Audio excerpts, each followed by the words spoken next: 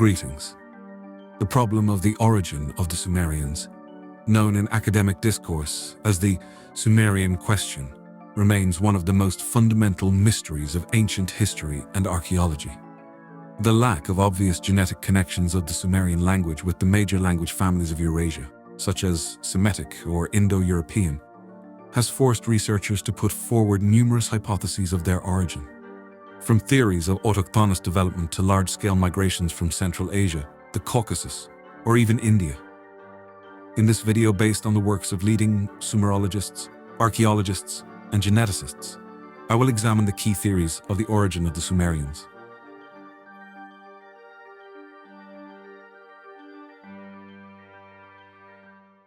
We are used to looking for answers about the origin of ancient civilizations in the ruins of their cities, the foundations of ziggurats, or fragments of pottery. But in the case of the Sumerians, the greatest mystery is not hidden in the ground. It is in the words they left on clay tablets. To understand where this people came from and whether they came at all, we must first understand how they spoke. The Sumerian language holds the unique status of being the oldest recorded written language in the world. Its oldest archaic texts date back to a period no later than 3000 BC, and proto-cuneiform predecessors go back to the times of the late Uruk. In its structure, the Sumerian language resembled a Lego set. Scientists call this agglutination. They had an unchanging word root to which, like pieces, additional syllables were simply attached. One piece, one meaning. Thus, for example, the most popular word carved on the building bricks of Mesopotamian temples was the word munandu, which translates as, "He built this for him." The word itself consisted of 4 parts. So mu was a demonstrative prefix. Na indicated the recipient of the action. The part en indicated the one performing the action. And finally, the part du corresponded to the verb to build. This principle allowed the Sumerians to fit entire sentences with all subjects, objects, and adverbial modifiers into one long word glued together from particles. But the strangest thing was how they built the sentence itself. Their grammar had what is called ergativity. We are used to putting the doer in the center. For example, in the phrases "a person walks" and "I see a person," we clearly distinguish who is acting and who is being acted upon. But the Sumerians had a different logic. A person who simply walks and a person who is seen by someone looked absolutely identical to them grammatically. Instead, the one who performed an active action on someone else always received a special marker label. This fundamental difference proves the Sumerians thought completely differently from the peoples around them. Because of this, for a long time, the Sumerian language seemed to scientists an absolute anomaly, a language without relatives.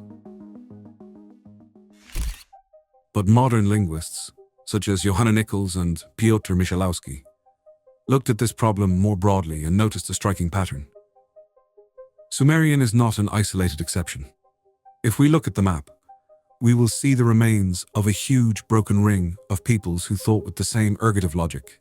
That is, they built sentences exactly the same way as the Sumerians. In the extreme west of Europe, these are the Basque. Further, the peoples of the Caucasus, then the extinct neighbors of the Sumerians, such as the Elamites. And in the east, this stretches through Tibet all the way to distant Chukotka. According to Nichols' theory, perhaps this linguistic space was once unified, but later, large-scale migrations of new peoples, the ancestors of modern Indo-Europeans and Semites, crashed into it like a massive wedge. So, according to this theory, it turns out that the Sumerians were not sudden conquerors or pirates who sailed from unknown lands, as previously thought. The Sumerians are locals. Their language is a priceless fragment of deep antiquity, a relic of that world which undisputedly ruled the Middle East even before the start of the Great Migrations. But of course, this is not the only theory of the origin of the Sumerians. Thus, early attempts to link the language of the Sumerians with other known language families of Eurasia arose at the dawn of the 19th century, when researchers tried to prove the kinship of the Sumerian language with the Ural-Altaic macrofamily, from which, as it was believed then, modern Finnish, Hungarian, and all Turkic languages originated. Proponents of this theory postulated that the original ancestral home of the community of Proto-Sumerians and Proto-Europeans was located in the mountainous region of the Caucasus. According to this model, at a certain prehistoric moment, a branching of ethnic groups occurred. The European branch moved north and west, forming modern European peoples, while the Sumerian branch moved south, descending into Mesopotamia, where their language evolved completely independently from the common root. An extremely popular and much more detailed hypothesis that developed was the Dravidian hypothesis, which attempts to directly link the Sumerians with the creators of the magnificent Harappan civilization in the Indus River Valley. Proponents of this bold theory consistently point to the general agglutinative structure and numerous lexical matches between the Sumerian language and such Dravidian languages of southern India as Tamil, Malayalam, Telugu, and Tulu. For example, Wilson in 1986 put forward a provocative thesis that the Harappans and Sumerians were virtually the same ethnic group, classifying the Sumerians as hypothetical Indo-Sumerians, a small elite group that separated from the maternal Harappan ethnic group, migrated to southern Mesopotamia, and began independent cultural development. Other, more radical inversions of this hypothesis postulate the existence of a so-called Sumero-Dravidian community. They claim that after Sumer was destroyed and finally assimilated by the Semitic-speaking Babylonians during the time of Hammurabi in the 2nd millennium BC, a significant portion of ethnic Sumerians massively migrated eastward, reaching the extreme south of the Indian subcontinent. There, they supposedly formed the demographic basis of the modern speakers of South Dravidian languages and founded the legendary Sangam literary culture. Archaeological associations of the Nilgiri Mountains, with ancient toponyms and publications, claiming the existence of over 200 exact lexical correspondences between Sumerian and Tamil vocabularies, are cited as evidence. And now, the most scandalous theory. At the end of the 90s, linguist Gordon Whitaker stated, "At the very origins of cuneiform stood the Indo-Europeans.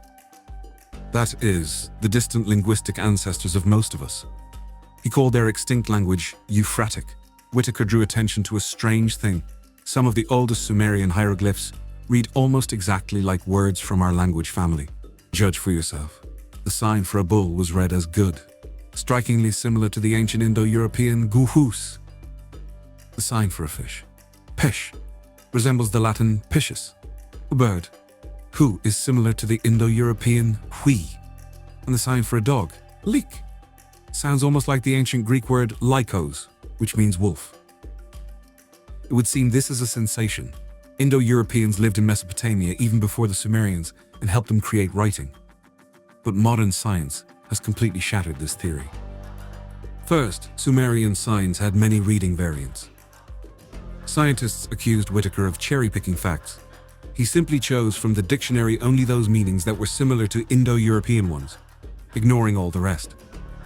Second, there are no archaeological traces of Indo-Europeans in Mesopotamia at that time. And these few similar words are either an ordinary coincidence, because short words often sound similar, or very late borrowings from neighbors. If comparative linguistics leaves the question of the biological or geographical origin of the Sumerians open, the archaeological record of southern Mesopotamia offers much more material and stratified, albeit no less debatable, evidence. The main archaeological front line around the Sumerian problem is conceptually focused on the critical transitional stage, from the prehistoric, egalitarian Ubaid period to the highly differentiated, urbanized Uruk period. It is during this phase transition that the classic features of what we identify as civilization are formed: monumental temple architecture, mass bureaucracy, and functional writing. In the mid-20th century, the patriarch of American Sumerology, Samuel Noah Kramer, developed an influential hypothesis suggesting that the early agricultural Ubaid culture originated from the Zagros Mountains and had already reached a fairly high level of social and technological complexity by the time the Sumerians proper suddenly and massively arrived in the region. According to Kramer's historical model, the Sumerians were aggressive migrants who, thanks to military or organizational superiority, conquered or quickly assimilated the local, more ancient Ubaid population. Thus, The classical Sumerian civilization of the 3rd millennium was seen by him not as a pure phenomenon, but as a synthesis formed as a result of the superimposition of an energetic conquering ethnos upon a developed autochthonous substrate. However, more modern, meticulous archaeological excavations at such extremely important locations as Eridu and Uruk itself demonstrate absolutely convincing evidence of a smooth, continuous material evolution from the early Ubaid period to the late Uruk. This unbroken stratigraphic continuity calls into serious question Kramer's theory of a sudden armed invasion by a fully formed new ethnos. That is, when scientists excavated the first Sumerian city, Eridu, they did not find a single ash layer there, no traces of burned cities or mass slaughter.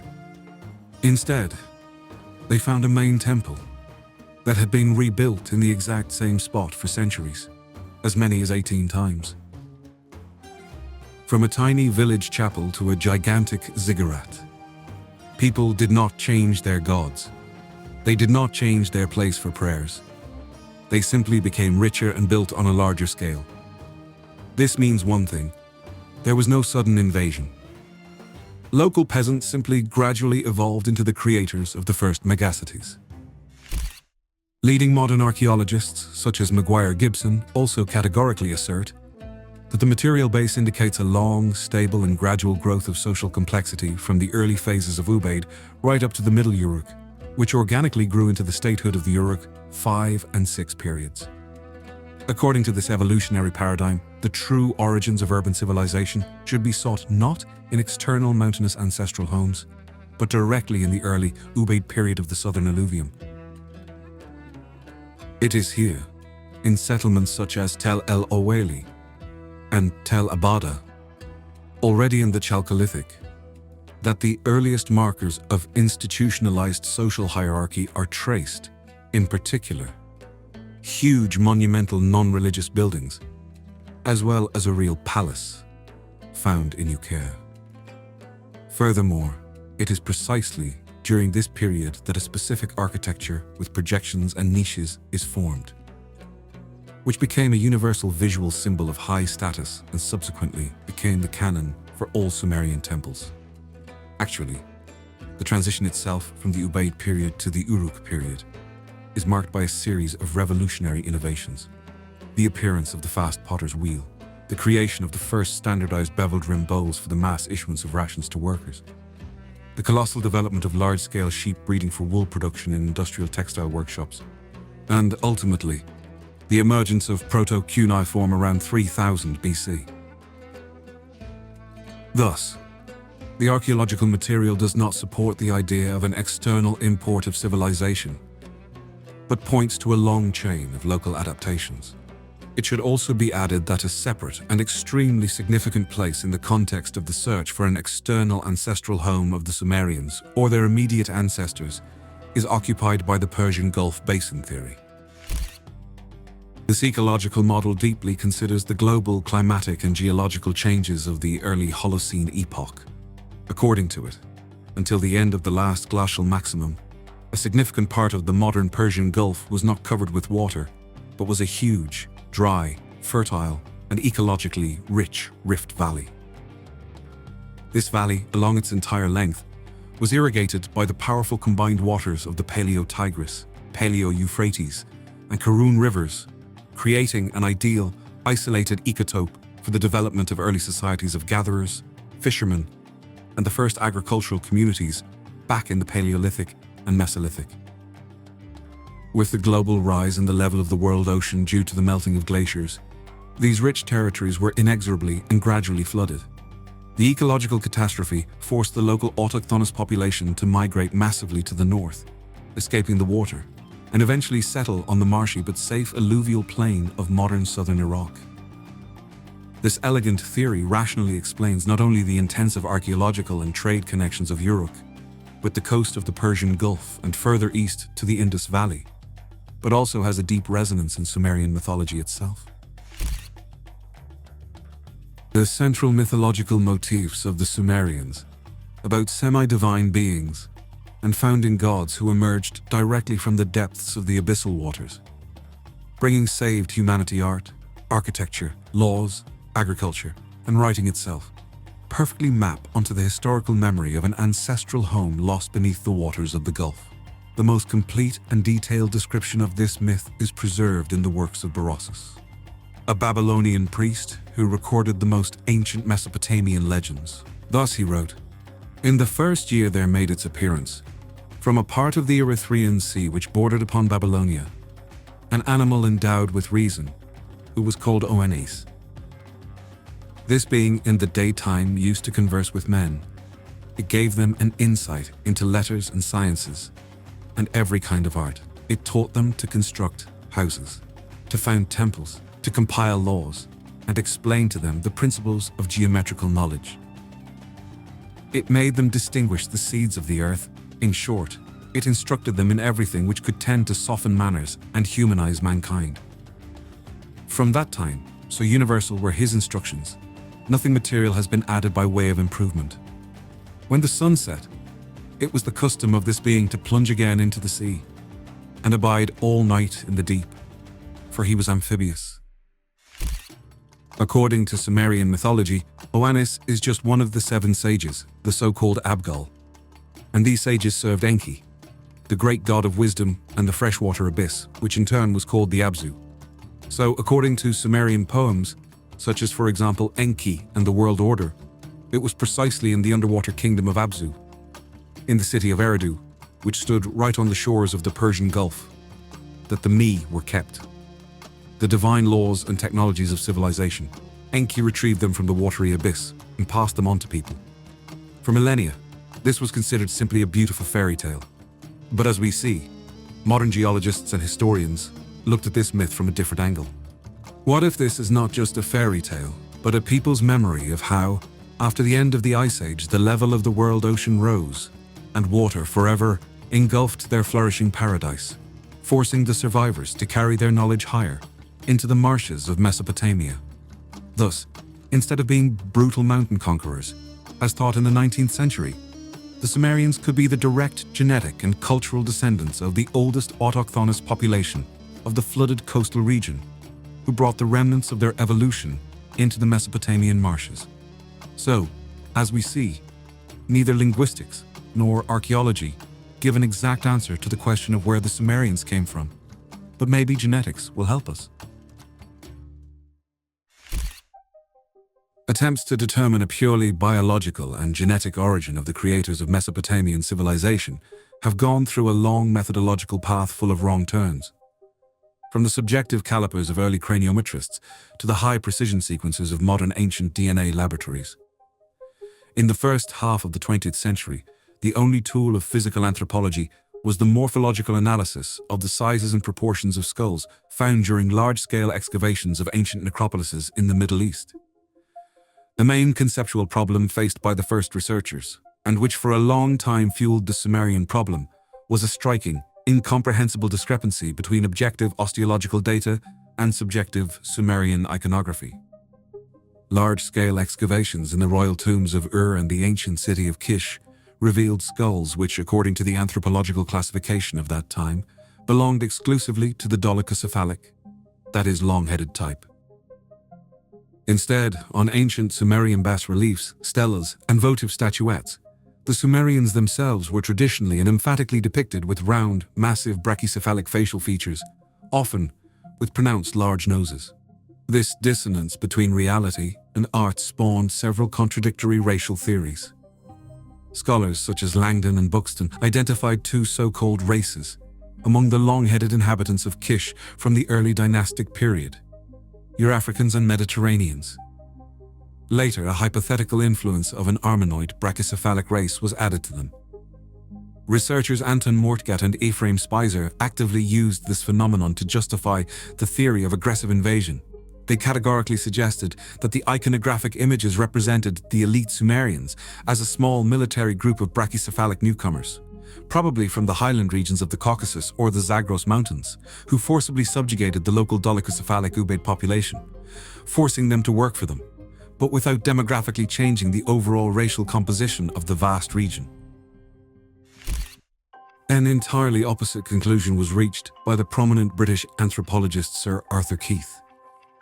Having studied the craniological materials in detail from the Chalcolithic Ubaid period right up to the advanced Bronze Age in the city of Ur, he confidently argued for the concept of absolute biological continuity of the population of southern Mesopotamia over millennia. He stated that there are no significant physical or craniometric differences between the hypothetical Sumerians and the Semitic-speaking population of the region, such as the Akkadians or Amorites, which completely undermined the idea of the Sumerians as strangers of a completely different race.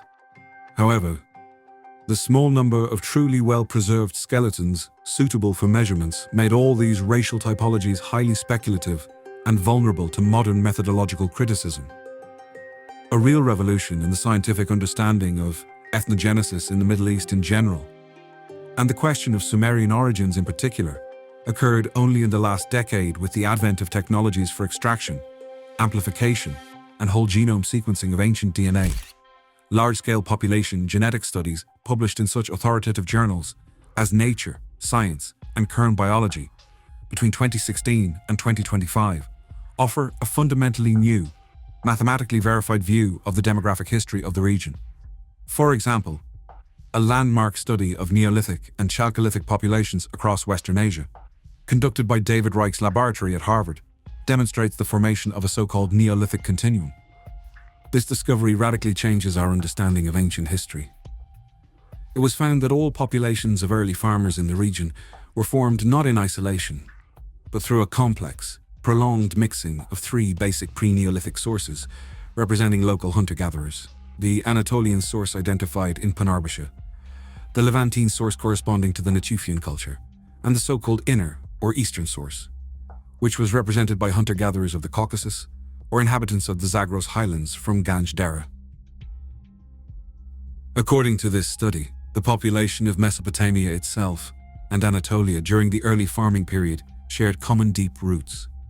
At the same time, the transition to each subsequent epoch, such as the transition from the Ubaid epoch to the Uruk period, was accompanied by new pulsations of migrations. For example, a constant influx of new genetic components from the Levant to Anatolia and from Mesopotamia to the north.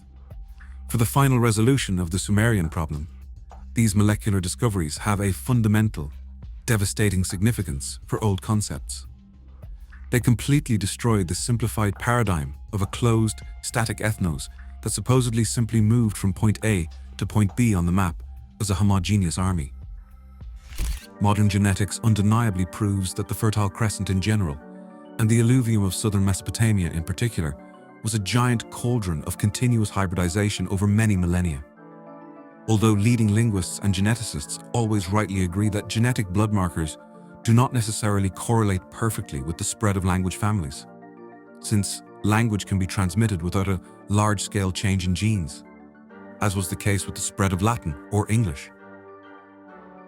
However, the overall evolutionary picture is obvious. The absence of any evidence of complete population replacement or genocide at the end of the 4th millennium BC largely and irrevocably supports the theory of local, autochthonous development of Mesopotamian society. This population was constantly supplemented by the continuous infiltration and absorption of various groups of merchants, slaves, and migrants, forming that multi-ethnic urban civilization that we call Ancient Sumer. Friends, thank you for watching this video to the end. For those who liked it, subscribe to the channel. Thank you for your attention.